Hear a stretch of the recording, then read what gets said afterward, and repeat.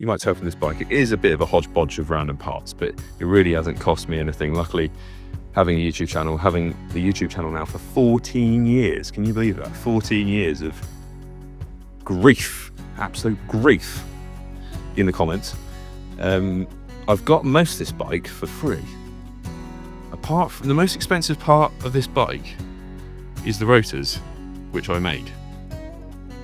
Hi everyone, welcome back. I thought I'd just give you a little overview of my road TT bike, because this bike has been in a few videos and a lot of you have asked a bit more about it. So this is the bike I do road bike TTs on. Normally they're 10-mile flat or 16-kilometer flat time trials, so it's set up a little bit differently this weekend, because this weekend coming up I've got a 46-kilometer, I think it's 28 miles, very hilly TT. It's not uphill, it's just hilly.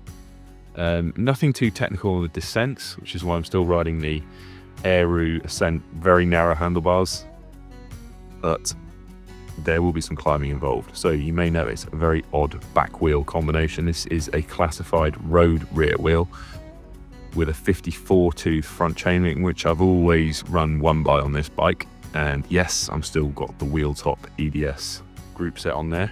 And that's another reason on this bike why I'm riding the old Ascents, because it actually gives me a fairly wide, or 12mm wider Q factor.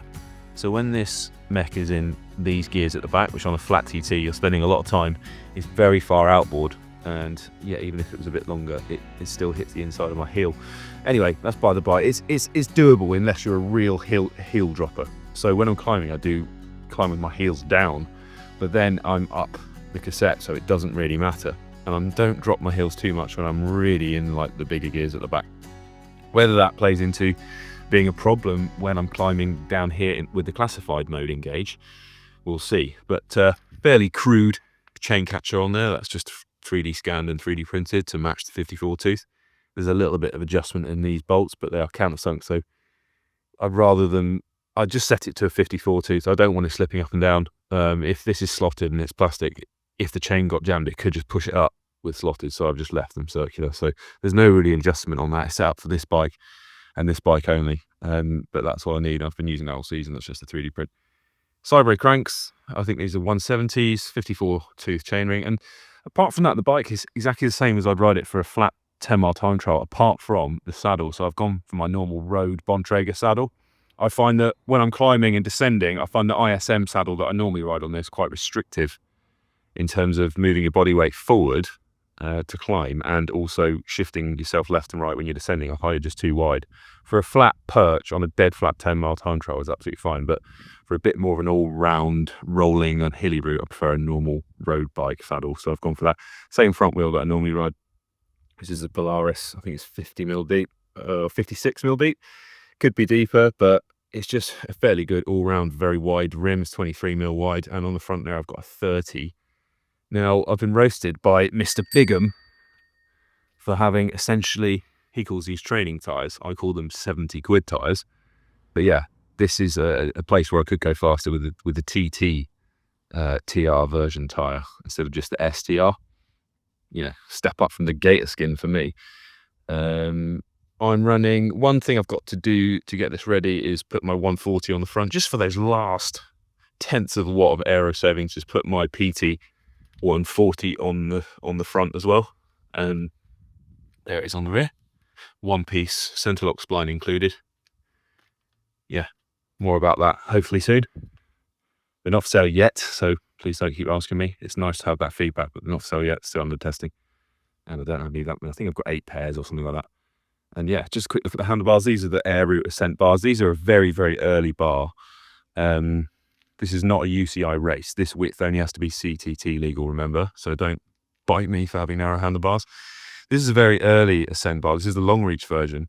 And when I was, helping Ascent test these bars, my main feedback, well, one of the points of feedback was that they were missing a hole here. And at the time I was running 11-speed Di2 with a bar and junction box, and the routing hole here was missing.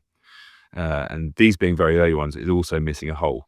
They now have all the holes included, but I dremeled a little hole in there to get the cable. So the cable comes from the button there, which I've taped onto the side of the hood. And I actually find it a really nice ergonomic place for the the shift button to go into the reduce ratio. So the reduction ratio is a 0.7 times your 54. So that's going to be around a 39/40 virtual front chainring.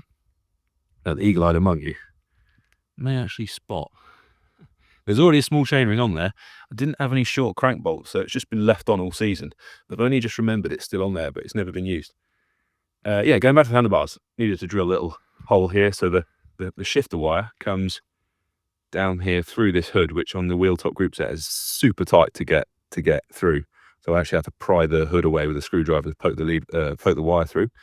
And then I've heat shrinked this cable, because if you do this when you're riding here, that cable is quite likely to get chafed. So I've heat shrinked it just to give it a bit of extra shielding.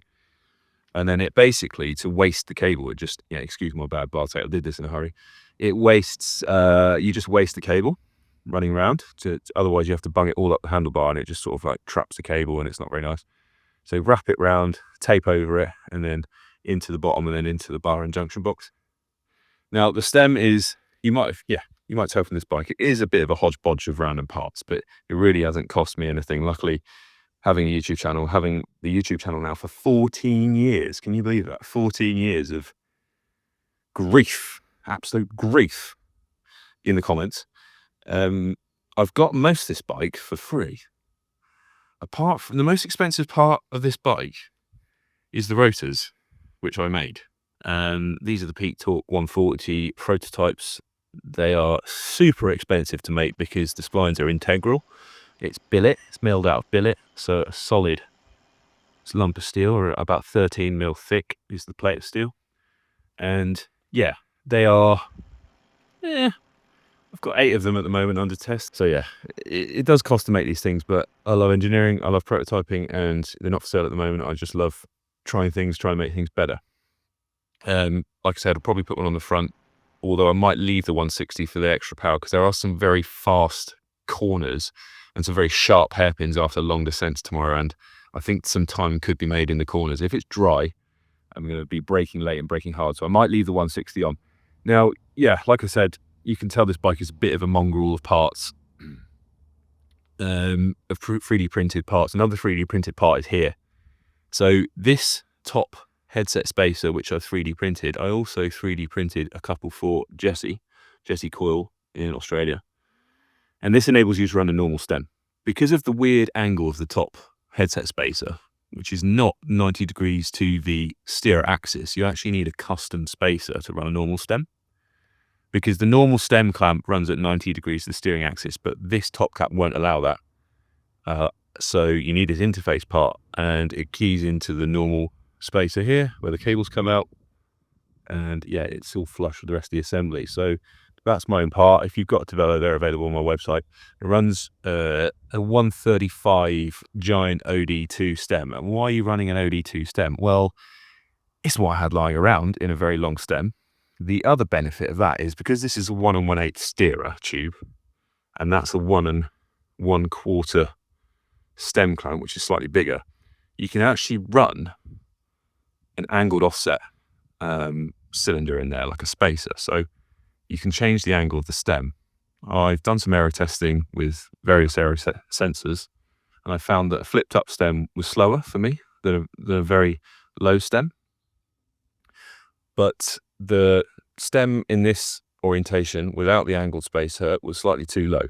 That closed my hip up a bit, gave me some breathing difficulties when pedaling hard in the Aeroo hood's position, when your forearms are properly flat on there.